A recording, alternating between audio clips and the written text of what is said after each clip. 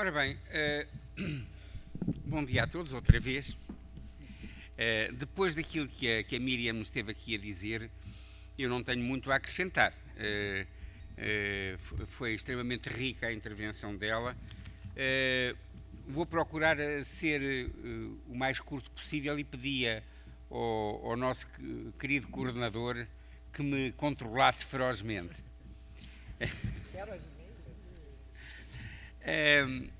Ora bem, há já 15 anos, ou 17 até, que eu defendi num trabalho que fiz que um dos contributos da educação à distância era o de ser revelador. Revelador no sentido fotográfico do termo. Através da análise daquilo que se passava com a educação à distância num determinado país, nós conseguíamos perceber as forças conservadoras e as forças progressistas em relação à educação nesse país, como é que eles enfrentavam as novas tecnologias, etc, etc. Portanto, eu penso que qualquer investigação, ou conjunto de investigações, ou estratégia de investigação sobre o ensino à distância, vai ter implicações não só no ensino à distância, mas também vai ter implicações benéficas, se a investigação for bem feita, naturalmente, nos sistemas educativos em geral e nas sociedades envolventes. A minha reflexão, que vai ser uma reflexão, como eu disse, bastante curta, parte de uma hipótese que naturalmente teria de ser confirmada, mas não passa de uma hipótese.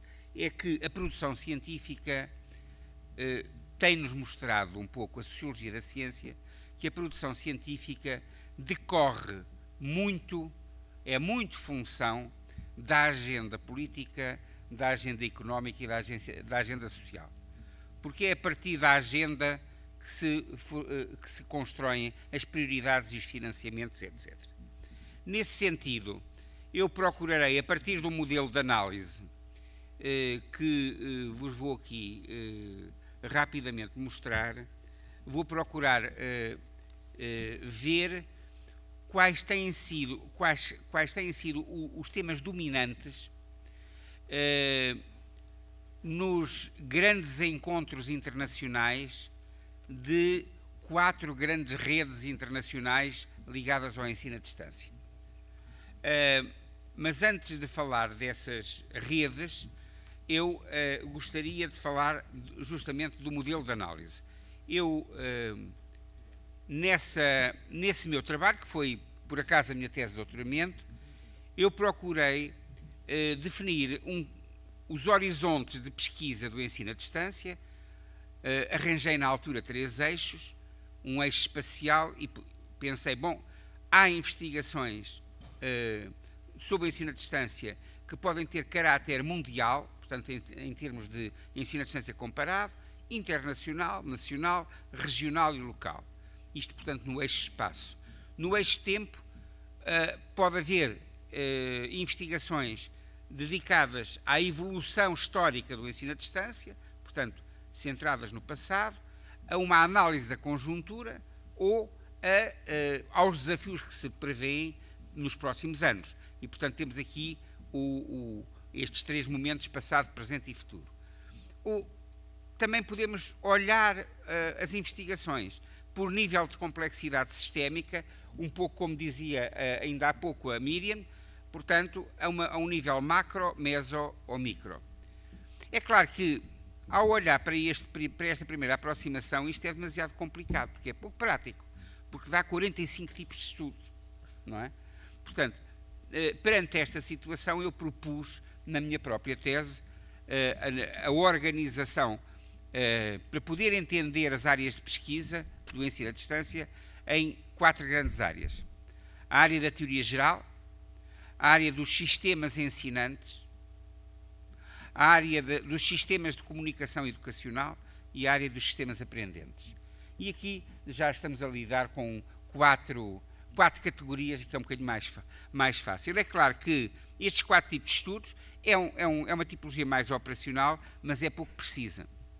Entretanto, mais tarde, eu tive acesso a uma investigação feita pelo Irwin Wagner, que foi publicada num trabalho coordenado pelo Rocha Trindade no ano 2001, e o Wagner, a propósito das categorias de investigação sobre o ensino e educação aberta e à distância, ele encontrava 10 tipos, que é escusado estar aqui a lê-los, porque não é para isso que estamos aqui a refletir. O que eu queria chamar-vos a atenção é que eu, ao olhar para este enunciado, não vejo aqui um critério lógico, vejo apenas um critério temático. E, portanto, isto também me tinha alguma dificuldade em termos de modelo de análise. E então eu procurei, para refletir hoje convosco, fazer um cruzamento daquilo que eu tinha pensado com aquilo que o Wagner pensou, o que dava um modelo deste tipo, portanto, em que eu meti as categorias do Wagner dentro das minhas, e isto já me permitiu refletir um pouco mais sobre o assunto. Bom, dito isto, e tendo, enfim, uma ferramenta tosca para poder analisar, eu procurei ver, do ponto de vista meramente impressivo, digamos assim, sem qualquer tipo de amostra representativa, algumas obras que me pareceram significativas, que foram feitas no início do milénio, e encontrei aqui algumas obras que têm um critério perfeitamente pessoal e subjetivo, mas onde eu queria chegar era a isto. Não olhem tanto para os nomes dos autores e os títulos, mas olhem para a quantidade dos exemplos. E o que me chamou a atenção foi que havia aqui uma zona de subinformação. Isto é, em matéria de sistemas aprendentes, eu senti que no princípio do século, portanto, na passagem do século XX para o século XXI, senti que havia muito pouca investigação sobre como é que as pessoas aprendem, qual é a teoria da recepção. É muito mais o modo como nós ensinamos.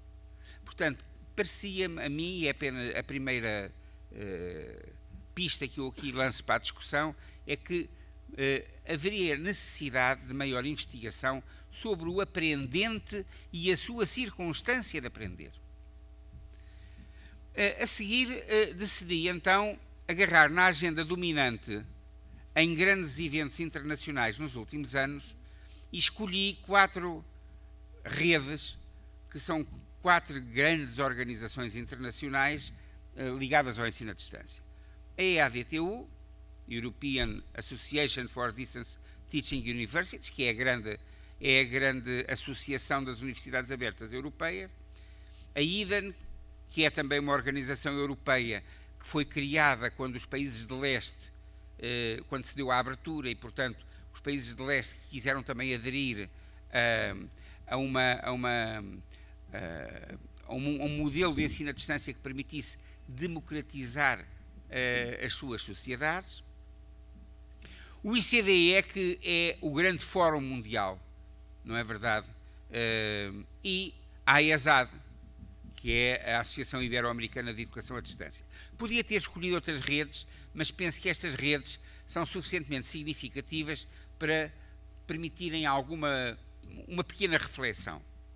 A partir disto, eu fui ver o que é que cada uma destas organizações tinha feito em matéria de encontros internacionais e procurei, nos últimos 6 anos, portanto, desde 2007 a 2012, procurei ver quais eram os temas-chave, a partir dos programas das conferências internacionais, quais eram os temas-chave que no fundo constituíam a agenda, não é verdade?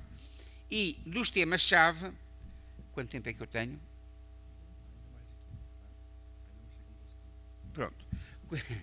Dos temas-chave, eu vou repetir estes temas, portanto não vou agora, estou só a explicar a metodologia que adotei. Procurei resumir as tendências que observei neste quadro da seguinte maneira.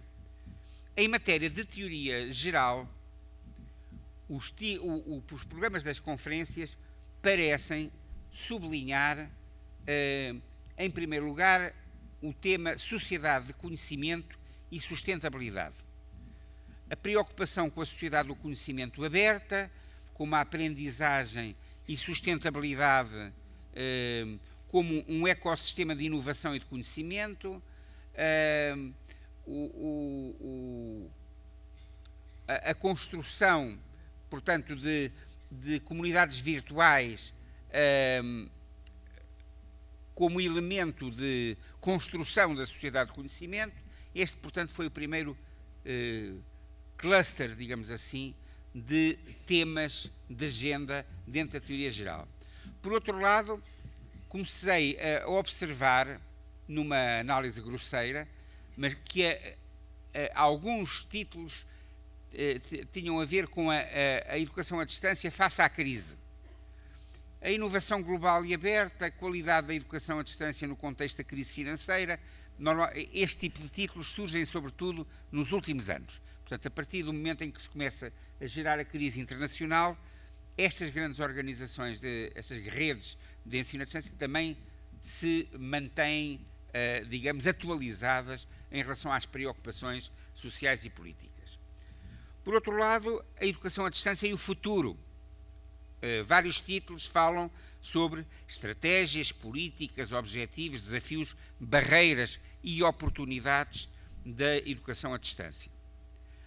Um aspecto que me parece que, sem dúvida de sublinhar, é a preocupação nestas conferências em agarrar a questão da inclusão social.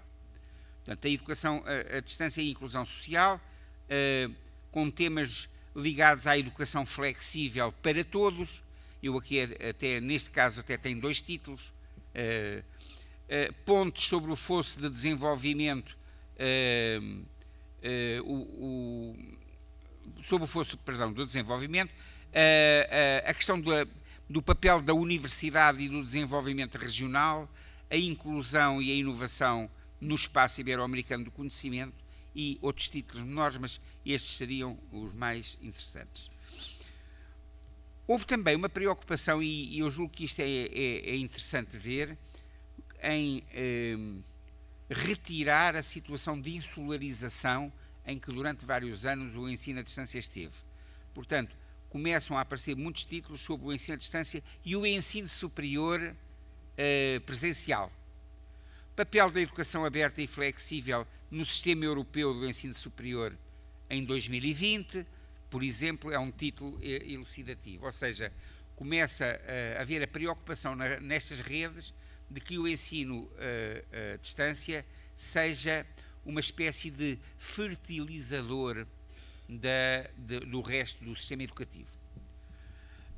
Finalmente, um aspecto que, do meu ponto de vista, é muito interessante, ainda que seja relativamente subtil, que é a questão do diálogo intergeracional. Tem alguns títulos ligados a novos e velhos aprendentes ao longo da vida. Isto é extremamente importante por causa da questão do envelhecimento, porque todos os relatórios prospectivos indicam a questão do envelhecimento mundial e, portanto, esta questão do diálogo intergeracional é fundamental. De comum, eu diria que, em termos de teoria geral, parece-me que a investigação vai todo no sentido de aprofundar a responsabilidade social da educação à distância. Em termos de sistemas de ensinantes, encontrei vários títulos sobre a oferta de ensino à distância, a aprendizagem ao longo da vida, que é muito sublinhada, a educação à distância em rede e os recursos educacionais abertos. Isto leva claramente por trás os conceitos de abertura, de flexibilidade, de diversidade dos sistemas ensinantes. Quer dizer, e a necessidade de investigar nestas áreas. Quanto à questão dos sistemas de comunicação educacional, encontrei, sobretudo, 2 temas. A questão dos serviços online e a questão dos territórios digitais emergentes, nomeadamente a Web 2.0. Neste sentido, continua a observar-se um compromisso da educação à distância com as tecnologias digitais de informação e comunicação. E eu aqui estou a seguir a sigla proposta e que eu passei a adotar do Daniel Mill no seu último livro, que me parece muitíssimo feliz.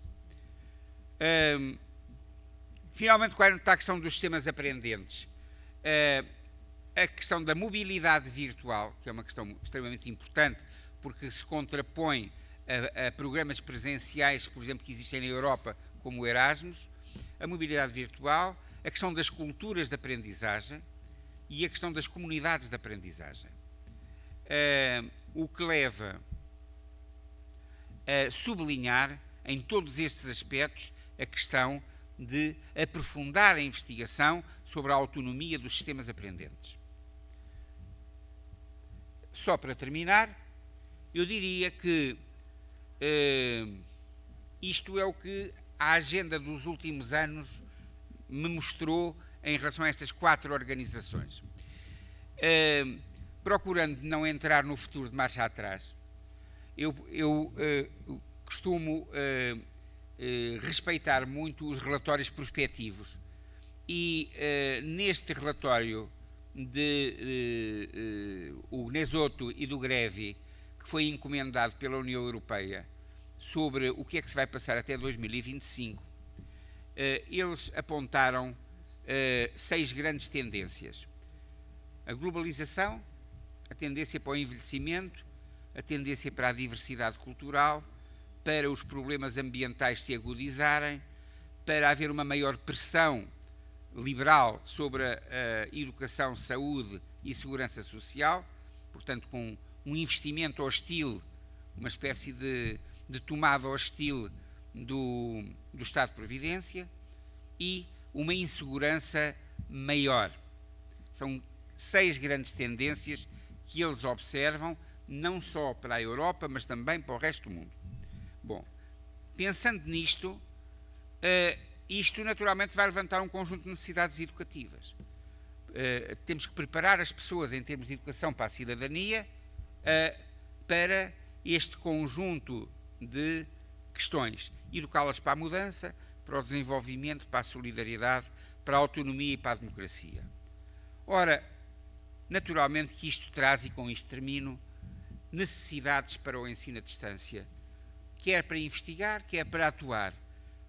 Por um lado, criando sistemas nacionais mais robustos e integrados, mistos, híbridos de ensino à distância e ensino presencial, e, por outro lado, aprofundando e fortalecendo uma rede internacional de cooperação para podermos construir e produzir sinergias para enfrentar estes problemas gravíssimos que já não são à escala nacional, mas global. Muito obrigado pela vossa atenção.